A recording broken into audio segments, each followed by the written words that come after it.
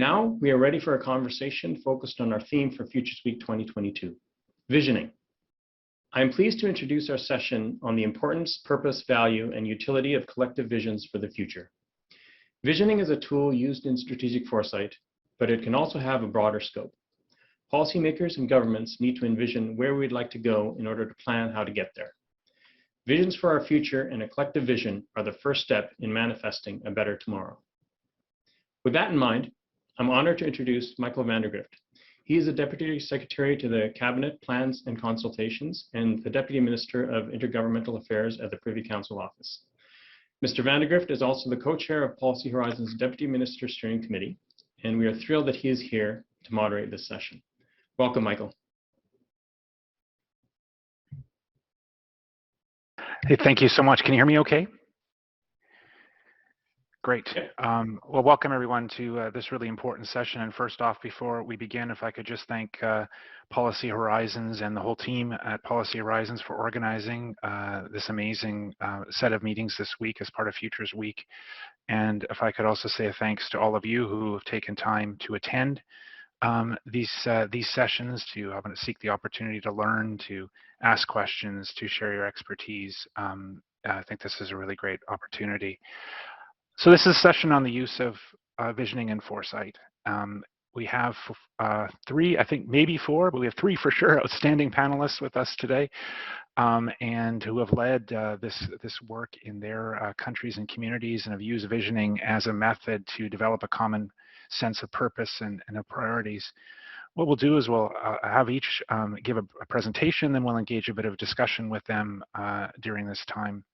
So if I could introduce our panelists, there are more detailed bios for them in the packages you received for the meeting, but we're really honored to have distinguished speakers with us today, and I'll just say off the top a big thank you to them for joining us from different time zones and different areas of the world to be with us today and share their expertise. So we have Dr. Diego Rubio, the Director of the National Office for Foresight and Strategy in Spain.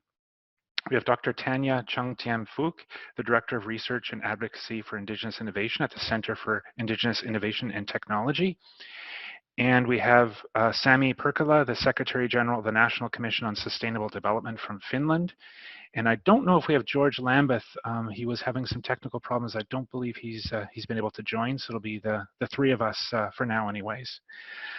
So maybe I can start by inviting Dr. Diego Rubio to offer some reflections for us. Dr. Rubio, as I mentioned, is Director of the National Office of Foresight and Strategy in Spain and is a key member of the España 2050, the Spain 2050 initiative. So Dr. Rubio, I'll turn it over to you. The floor is yours. Thank you again for being here. Thank you, Michael. It is a great honor to be here with so many distinguished colleagues. I'm going to try to be very, very brief.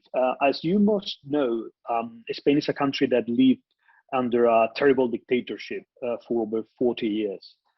When that ended in the 70s, the Spanish population was exhausted, resentful, and divided after decades of repression and social conflict. But there was one thing that brought everybody together, a common vision of the future.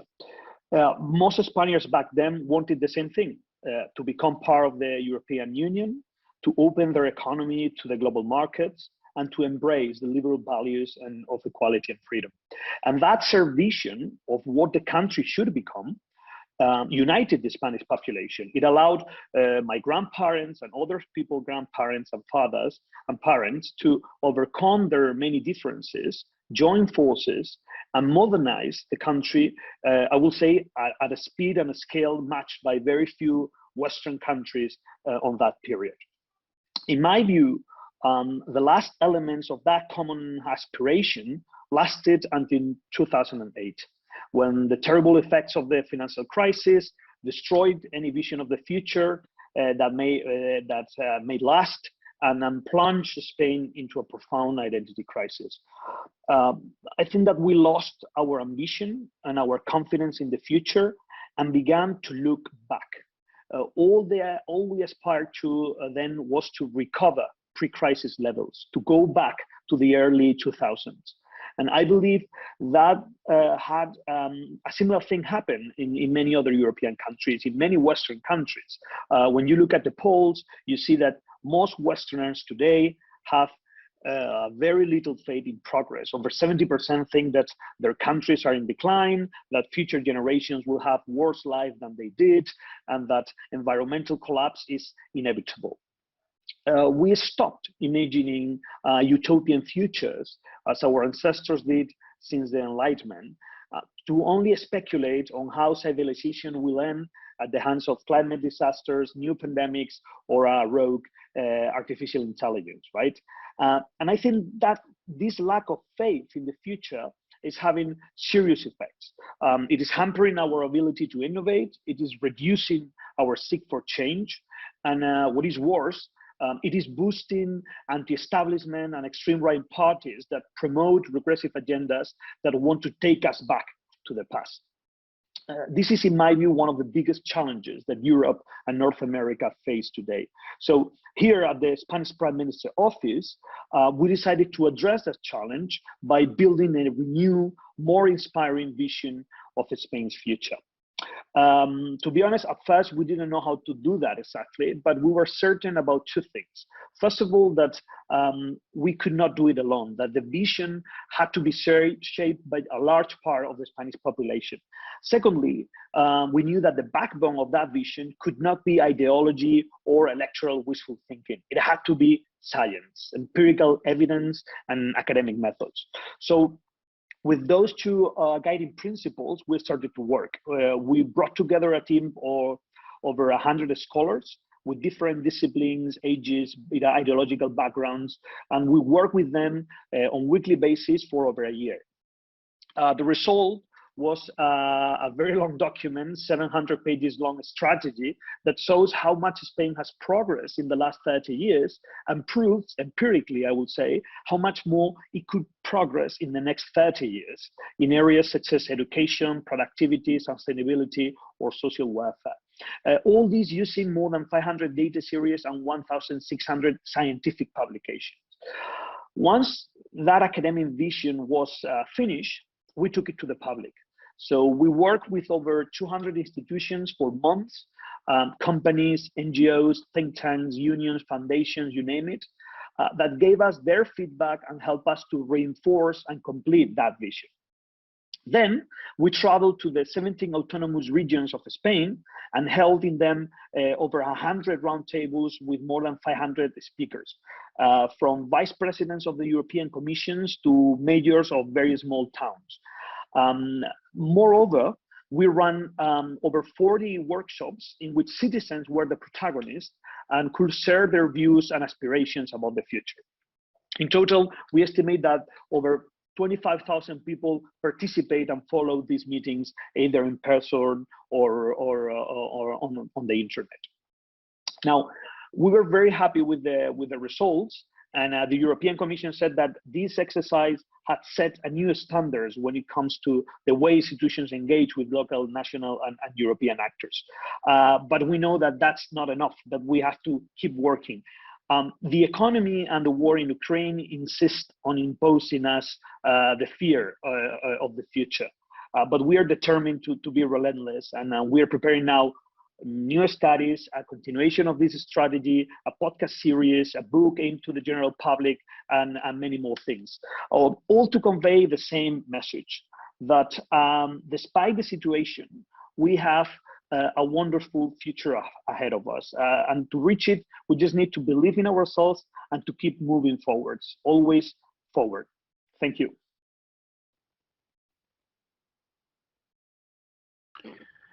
Well, thank you very much. That was really, really fascinating, and look forward to talking a little bit more in the discussion. Thank you for that. I'll next turn to our second panelist, Dr. Tanya Chung-Tiam-Fook. As I mentioned, Director of Research and Advocacy for Indigenous Innovation at the Center for Indigenous Innovation and Technology. And she's co-editor of a book called Sacred Civics, Building 7-Generation Cities, which is, I think, is a forthcoming publication. I'll turn it over to you for your comments. Thank you very much. Thank you very much, Deputy Minister Vandergrift. Miari Uesitu Tanya Chung-Tiam-Fook. My many lineages include Akawayu ancestry and Chinese ancestry from Guyana, and then Dutch Romani ancestry from the Netherlands. I feel humbled and privileged to be a guest and conscious steward, relationship builder, and bridger of worlds within and among the many Indigenous peoples and diverse cultural professional communities in the traditional territories of the Wendat, Haudenosaunee, and Anishinaabe confederacies covered under the One Dish with One Spoon Wampum Covenant, as well as the many occupied and unceded Indigenous homelands across Turtle Island, where I've worked, lived, and gathered. I'm honored to be able to share both Indigenous and sacred civics perspectives on collective visioning at this Futures Week conference. And heartfelt gratitude to the Policy Horizons team, to Deputy Minister Vandergrift for inviting me, and greetings to my fellow panelists and to all the participants joining us here today.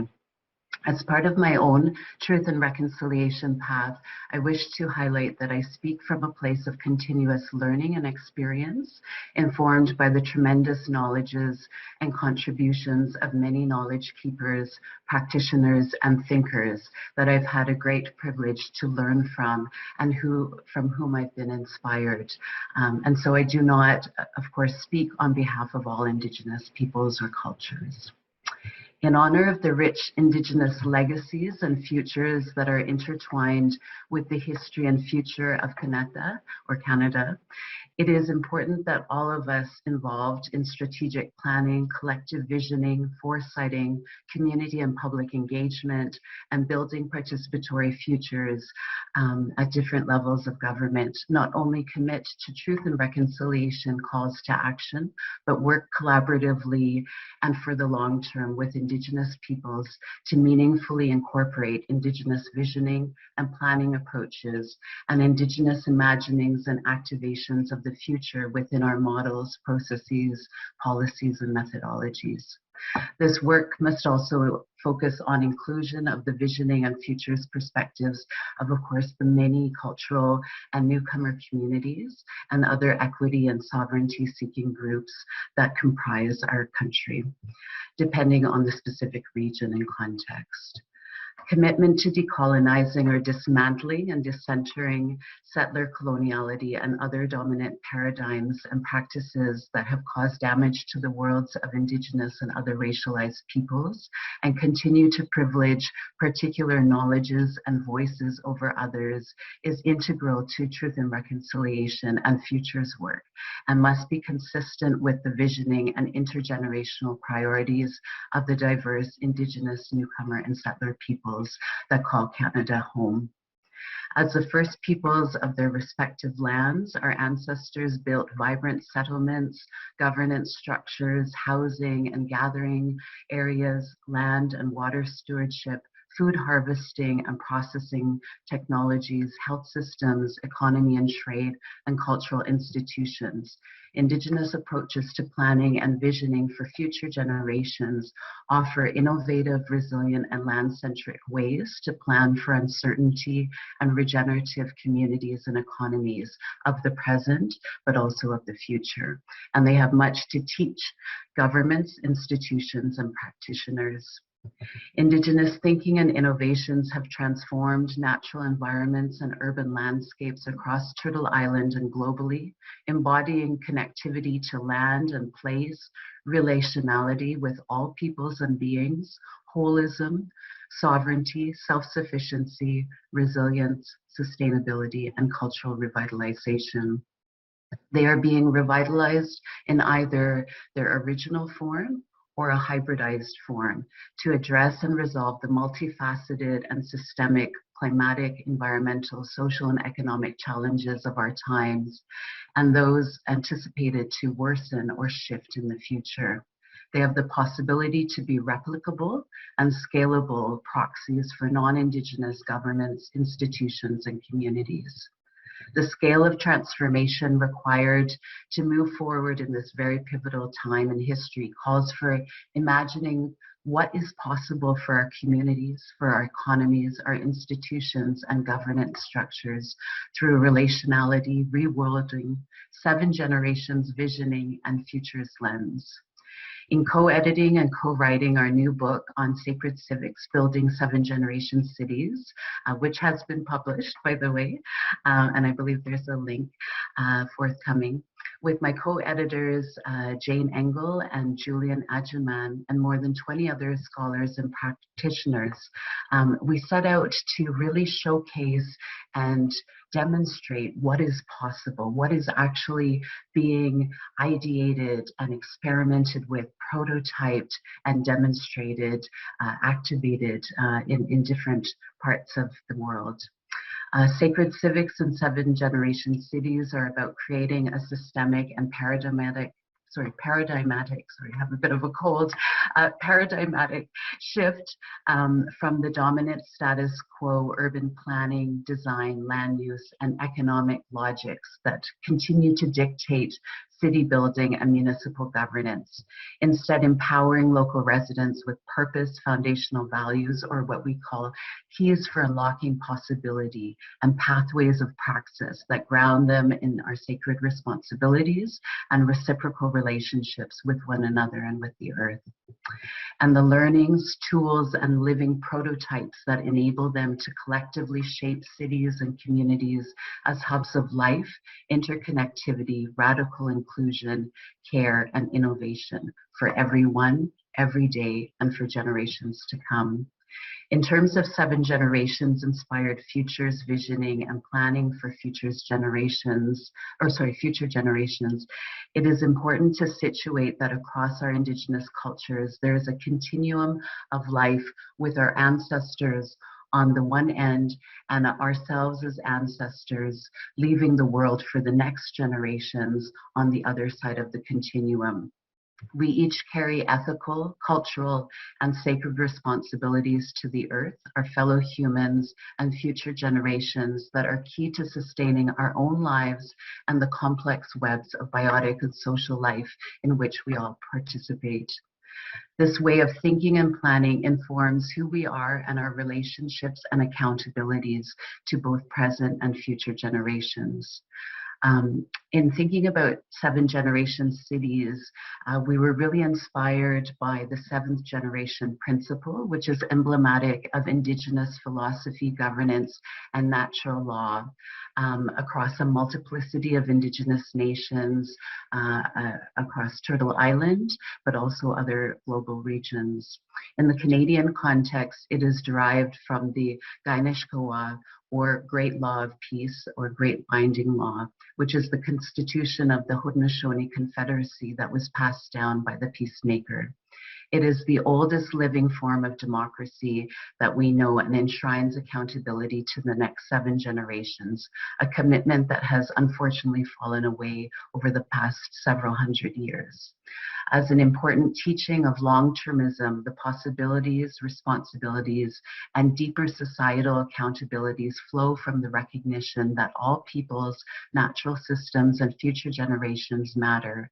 It requires us to collectively decolonize and reimagine our systems and economies, improving upon how we construct places, engage and collaborate with one another, steward ecological systems, and shape civic infrastructures, how we organize and govern ourselves. Societies are currently handcuffed by the hegemony of short-termism, characteristic of political election cycles and quarterly corporate logics. If we are to consider and be accountable to generations not yet born, we need long-termism in collectively determined and stewarded principles and responsibilities that are embedded in policy, in legal and regulatory frameworks, funding and investment programs. We must also develop alternative ways of gauging advancement in different sectors and across social groups groups and communities in ways that are inclusive, equitable, and linked to long-term common good outcomes in areas of investment, infrastructure, and institutional decisions, and that unlock the bounty of human capabilities and freedoms, including those of young people and those not yet born. And I think I will leave it there, probably over time. Thank you so much for your attention. Well, thank you very much, and I look forward to exploring that a bit further in the conversation. So a change to those of you following at home in your programs. George Lambeth is unfortunately unable to join us, so we will move to our next panelist, Sami Pirkkala, who's a Secretary General of the National Commission on Sustainable Development in Finland, and he will discuss the government of Finland's sustainable development strategy. And after that, we'll move into a bit of a conversation amongst the panelists, which will allow a little more time for the discussion. So that's great. So I'll turn it over to you, Sami. And thank you for joining us. Yes, thank you, Chair, and thank you for Policy Horizons for this invitation to participate. And thank you for Diego and Tanya as well for excellent and thought-provoking presentations. Diego's presentation started with an important analysis on what happened in Spain after civil war and how collective positive vision on future helped Spain to unite and develop. The same can be said about Finland. After the Second World War, we in Finland had a collective vision for our nation, and that inspired us greatly during post-war decades. Now, in this time, what is our collective vision of future? At national level, or at European level, or continent level, or even more broadly, on a global level? If we look back a bit, year 2015 was a great year with the 2030 Agenda adopted at the UN and the Paris Climate Agreement adopted. But since then, our visions for future have been clouded by climate change, biodiversity loss, and other, in many cases, environmental problems that make our future look grim. So creating a positive vision of future, drawing a picture of future that is worth striving for future generations as well, and the current younger generations, is of utmost importance. So I work as Secretary General of the Finnish National Commission on Sustainable Development. The Commission on Sustainable Development is a multi-stakeholder forum led by the Prime Minister, whose task is to involve Finnish society extensively in the work to promote sustainable development. It consists of around 120 stakeholder groups representing the Finnish society as a whole. During 2021, the Commission drew up a national roadmap for the 2030 Agenda. It is a plan for society as a whole, the Finnish society, to achieve all the SDGs, the UN Sustainable Development Goals, by 2030. The preparation of this national roadmap was in the program of the current government, and the government gave this task to the National Commission in order to ensure broad participation. Collective visioning is a key for attracting a wide range of actors to commit themselves to shared objectives and their implementation at an early stage. Ownership is of paramount importance from the point of view of commitment, and ownership is best created through participation in visioning right from the beginning. I will now tell you briefly about the process on how the national roadmap for the 2030 Agenda was prepared. A detailed description as well as the roadmap can be found from our webpage. I will put a link in the chat soon. So the roadmap was drawn up in 3 stages. At the first stage, in early 2021, the Secretariat of the National Commission prepared a draft which outlined the 6 areas of sustainability transformations which were to form the core of the roadmap. These areas of change were discussed and specified at a workshop organized in March for the National Expert Panel on Sustainable Development, consisting of 10 professors from different fields, and also a wider community of sustainability researchers. The participants also discussed cross-cutting principles that should guide the implementation work in the future. Based on the workshop discussions, the General Secretariat specified the content of the 6 areas of transformation, and then a revised version was discussed among Commission's members in a workshop in April. Also, a vision for year 2030 for each area was formulated in this workshop. The Secretariat then further elaborated the content of the 6 areas, and the Commission adopted the 6 areas in its plenary meeting in May.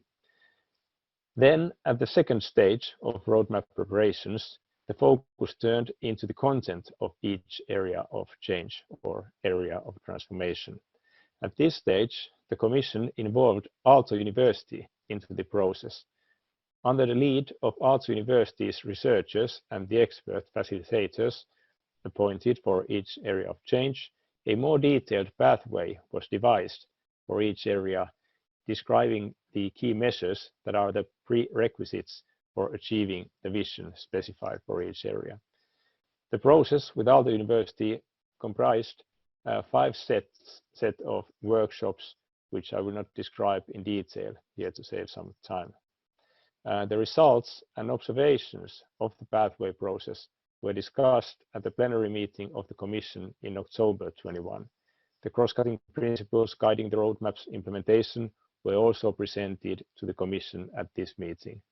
The Commission then gave green light for all the work done thus far, and so we entered the 3rd stage of the preparations. And in this 3rd stage, we focused on the cross-cutting principles and on drafting the actual roadmap. The Secretariat prepared a draft version of the principles and examples of their application in each area of change. The cross-cutting principles and their application were also discussed separately with several stakeholder groups of the Commission. Towards the end of the year, the Secretariat prepared a draft version of the actual roadmap. This draft was discussed at another meeting of the Commission and then sent to written comments to all members, and then finally adopted at Commission's plenary meeting in February this year, and then submitted to the government. So this, in brief, was how the national roadmap for the 2030 agenda was prepared. After the adoption of the roadmap, the National Commission held another plenary meeting in March, where the Commission decided to adopt the roadmap as Commission's new strategy. And now, this spring, we have started our work on implementation. Even though many of the measures identified in the roadmap need further discussion and preparation before being actually implemented, the participatory process has created a strong and wide ownership for the roadmap and for the strategy of the Commission in the Finnish society. So I feel that we are now in a good position to start the implementation work, and this has been we have been able to achieve this only through this extensive process of collective visioning. So thank you. Okay, thank you very much.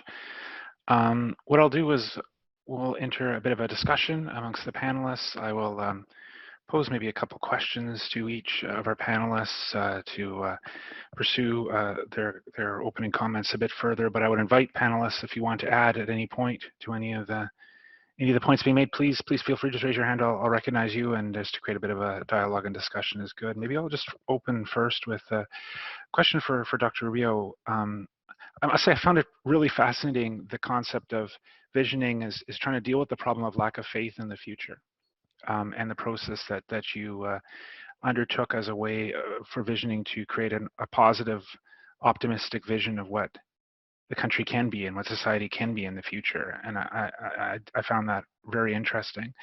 I guess one of the things I'd be interested in knowing, because we have lots of practitioners from the public service in Canada on participating in this event, what considerations did you have for them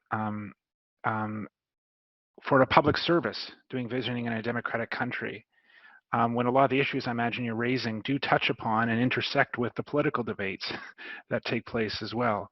And how did you manage that interface between what is a public service role and trying to do this work with, I imagine, some interesting, potentially intersection with political and policy debate. And do you have any tips or advice for people in doing this kind of work as a public servant? Thank you, Mike. Michael. That's a great question. It is a challenging issue indeed, because one of the first philosophical question, if you want, that we could ask to ourselves is, when a government is elected, it is elected to act in the following 4 years. Does it mean that they shouldn't be thinking about the next 400 years or 40 years? Do they have the mandate of the population to do so or not? Is there a responsibility or not, right? I think that the main issue with dealing with the public debate is not that much that they overlap, because the good thing is that unfortunately, the public debate is quite focused on the short term. So when you're looking at what is going to happen in the next 5 years, 10 years, that's almost never part of the public debate in the country. The real challenge there is to manage to steer some attention from the public to those long-term issues that you're addressing, right? Our brain is built to focus on things that are happening today or might happen tomorrow, but that's it. We are designed not to care much about what could happen in the next 10 years or 20 years or 30 years. Theory tells us that institutions were built precisely to do that, precisely because we know that humans are focused on the short term. Institutions should be focusing on the long term. What we found useful, I think, is that in order not to fight for attention, what we've done is that each time there is a public debate on one specific issue, usually focused on the immediate present, we take it and we try to analyze what are the long-term implications on that, somehow hidden in that public debate.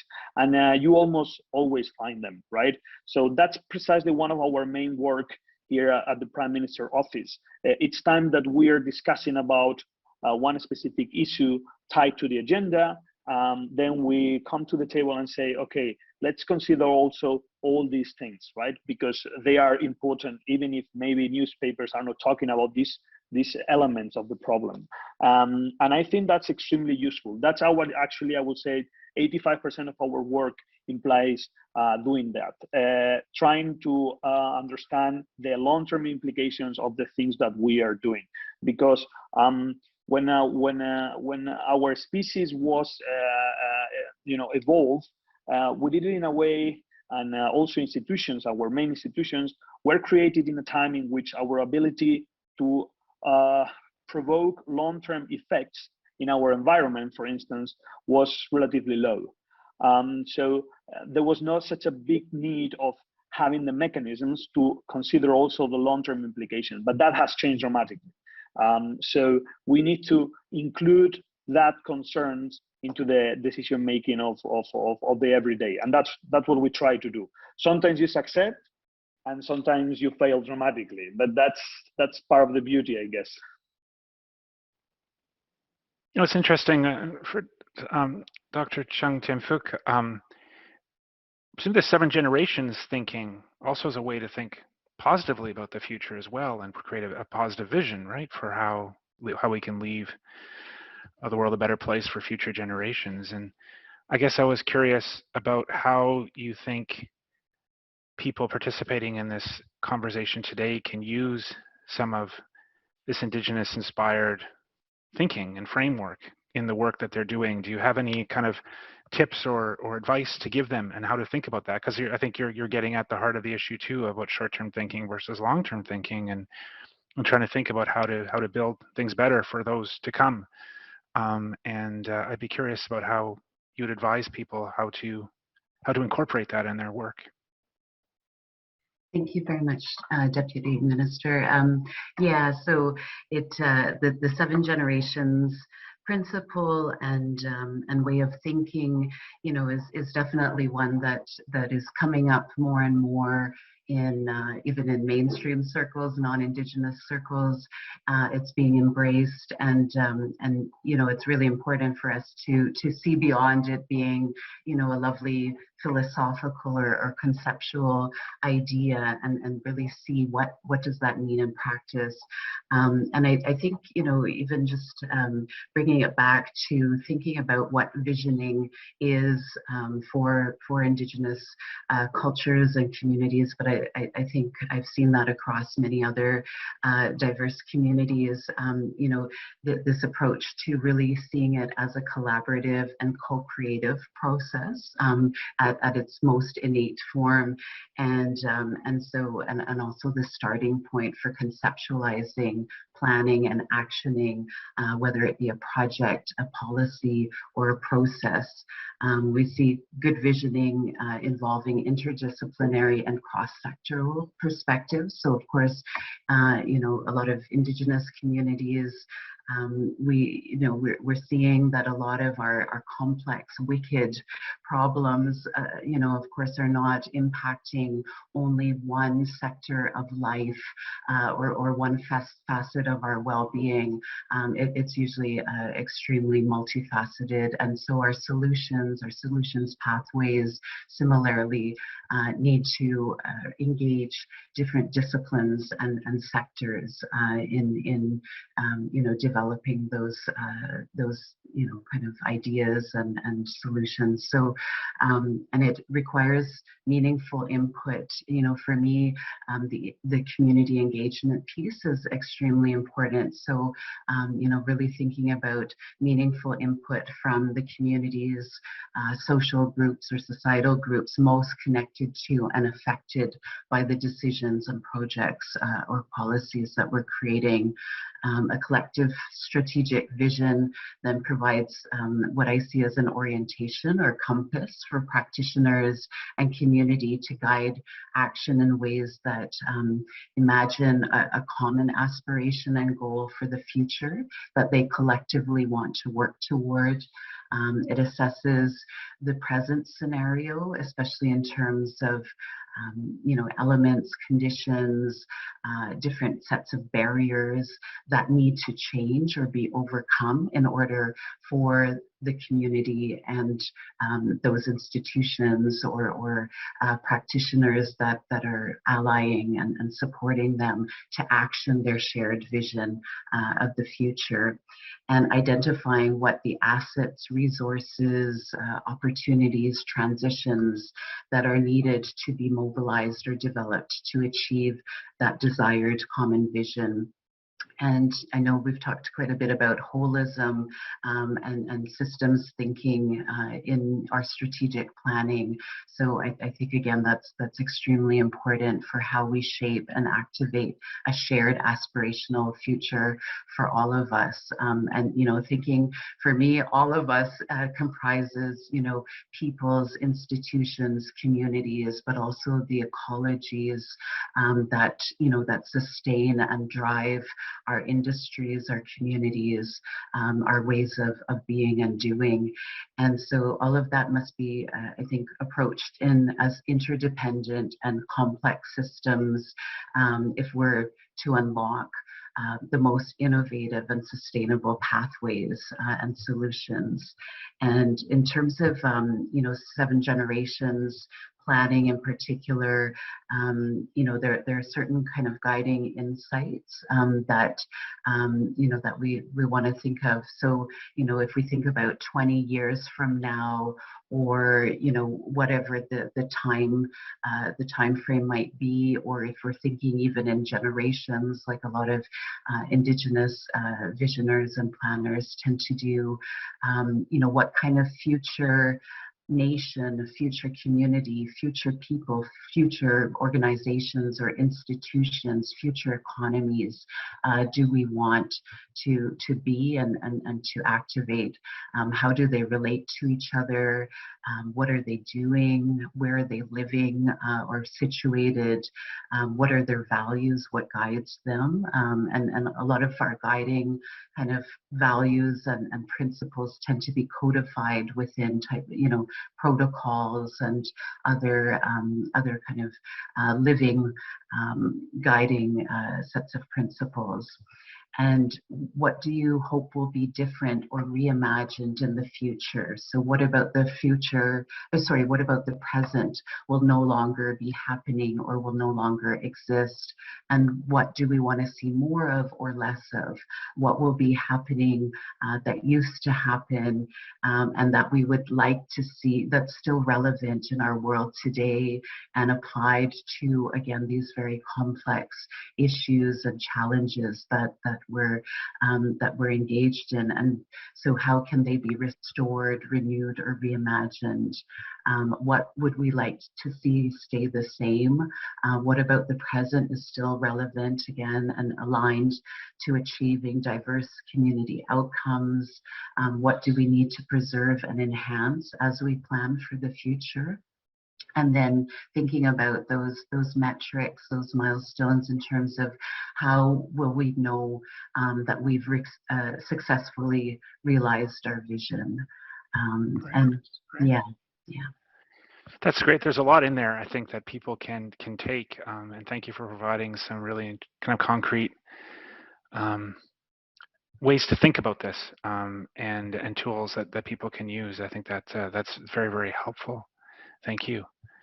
Sami, I was just curious about the process that you undertook, and I think both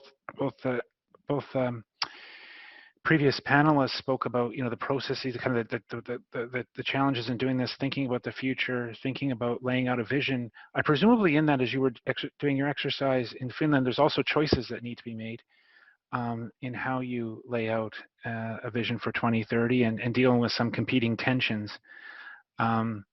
How did you manage that, and do you feel like you were able to successfully navigate that kind of choice making as well as you sought to develop the national plan for 2030?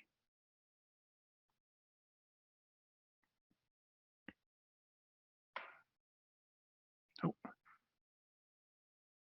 did we lose Sami there? We might have lost. Oh, he's frozen. Okay. Well, maybe Diego, maybe I'll ask you this kind of similar question as you were going in your public consultations, in your discussions, which I found very fascinating, including into the various levels of government within Spain. How did you deal with questions of the inherent choices that are also involved in this? And making sure that people felt included in that choice making, and that you felt in the end you kind of came with an appropriate and legitimate outcome. Thank you very much. That's probably one of the main, it's probably the biggest challenge that when you're trying to design a long-term policies you face, right? That if you're looking at something that a law, for instance, that has to be passed within this political term, then it's easy. You just need the majority and then you go for it, right? But when you're trying to do something that should last for a decade, for instance, then you have to make sure that most of the people is on board, that when the vision that you are creating will be somehow shared by an important part of the opposition to the government. So eventually, if they govern, they will respect that policy, or at least the vision and the direction, right? My experience is that when you get into details, things can get challenging and messy. But in general, at least in Spain, there are a lot of shared elements when you ask about the long-term future, right? So we may have a lot of discussions about what should be doing tomorrow or the day after tomorrow, but when you ask Spaniards, and we've done this in all these events and meetings, but also when you check the data on opinion polls and so on, you realize that a significant, I would say a majority of the population want the same thing, right? And there is this myth that we want the same goals, but we don't want to follow the same paths to reach those goals. And we found that that's not true. Even when we were working with scholars with different backgrounds and ideologies and disciplines and ages and you name it, they discussed the details. They were splitting hairs most of the time, but in the general view, they all have a shared aspiration, right? So it is always challenging to involve everybody, and I'm not saying that we did it, but in my opinion, one of the beautiful things of thinking about the long-term future is that you find more unity among population and different actors than you find it when you're talking about the short-term policies.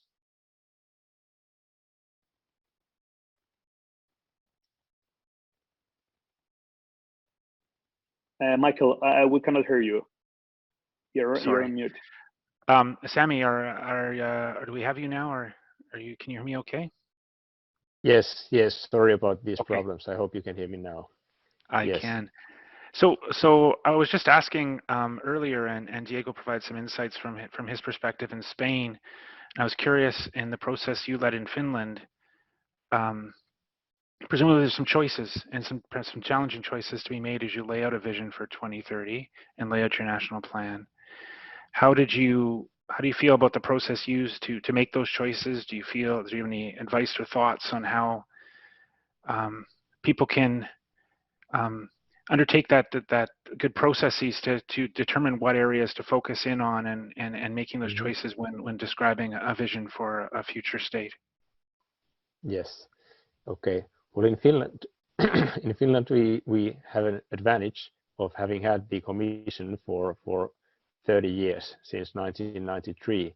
So there's been a lot of discussion among the Commission and between the members of the Commission, and I believe this has created among the members of the Commission, of course, but maybe the society as a whole, a quite good joint understanding on what are our sustainability challenges in our society and what are, in broad sense, what should be done with it.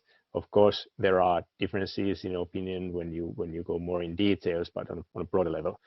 And then as we started to make this roadmap, which then turned into strategy, we very heavily relied on scientific advice and knowledge. We had the Global Sustainable Development Report, which was made in 2019, and then our national expert panel had made a national version of that report, which already defined 6 areas of transformation for Finland, and then the Commission sort of adopted these areas and continued from that point onwards. So basically, the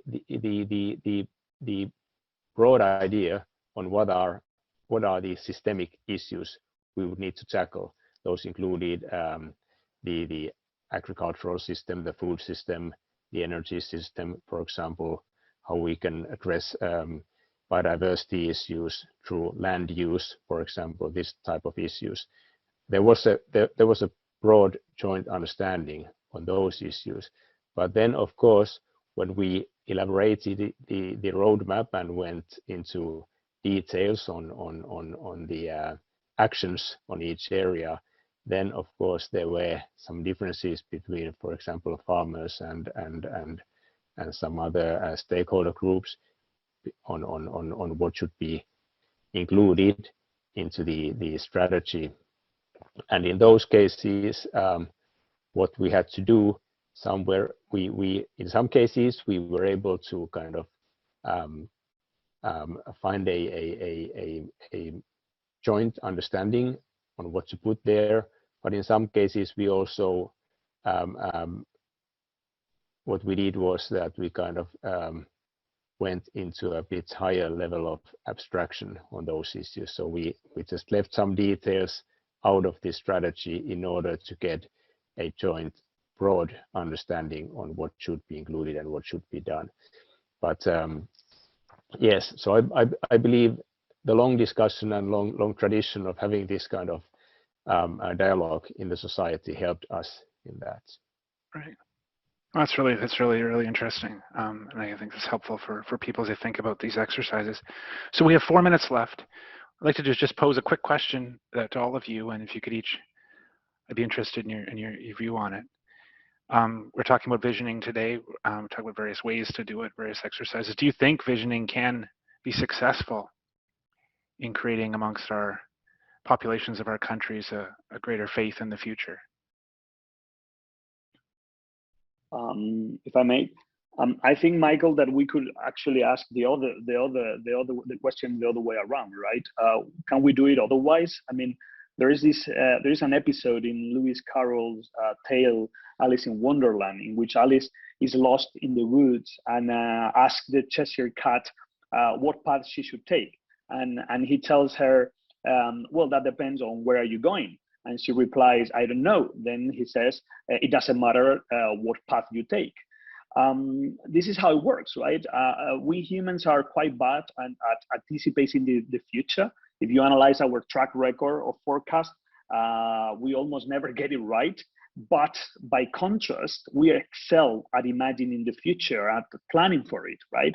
And this is actually, alongside with chance, of course, what has driven most of humanity's progress of the past 300,000 years. Envisioning possible futures might seem useless or impossible to many, but actually that's how things work.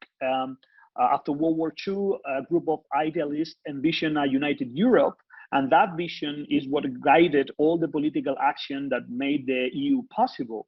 A few decades ago, scientists and activists created a vision of a net zero economy, and that vision is now guiding all our efforts. You need to have a vision in order to have action.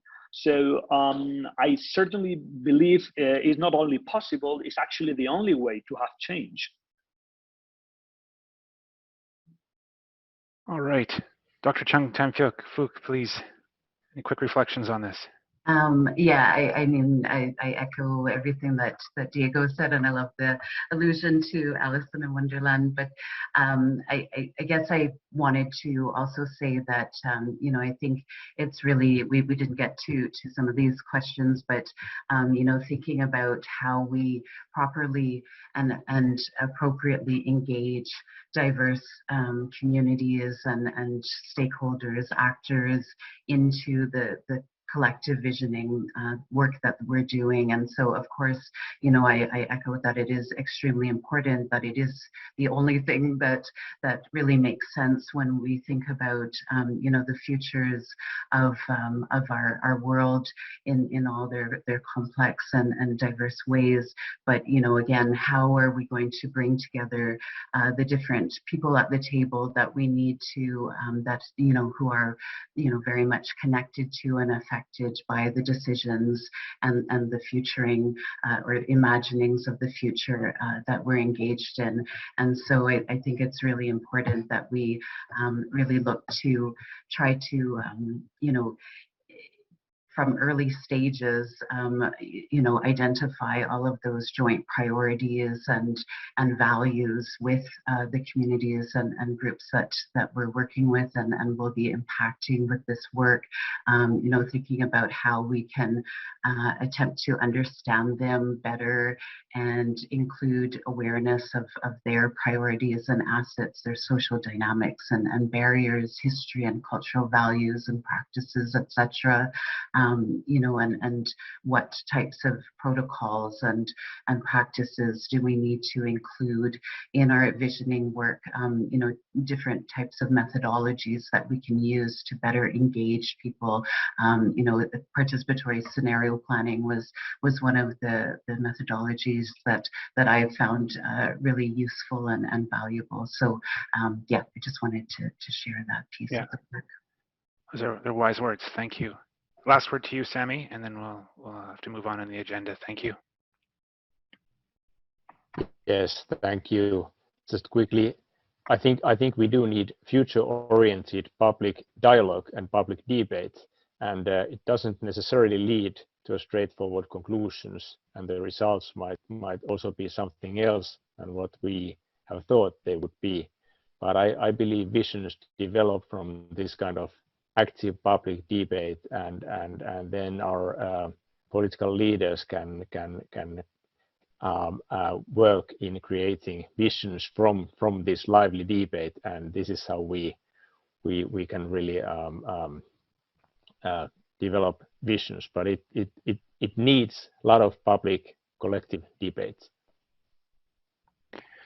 Well, if I could thank all three of you for taking the time today to be with us and offering your views from your experience, and frankly giving us some inspiration for the importance of visioning, for what it can do, the processes you've run, the things we need to take into account, and the people we need to speak to and engage in doing it. And I'd like to thank you very much for your contributions to our thinking and learning, and for taking the time to do this. All right, Crystal and Imran, back to you. Thank you, Michael. And you're right, it was a very inspiring panel. Thank you so much, Diego, Sami, and Tanya, for being with us today. I was struck by the different applications and experiences of visioning that you conveyed, and learning from you on how visioning can be used both in the conceptual and practical sense as a tool to stimulate movement, change, and understanding has been both useful and inspiring for me, and I hope others as well. To learn more about Foresight and read our latest reports, please visit horizons.gc.ca.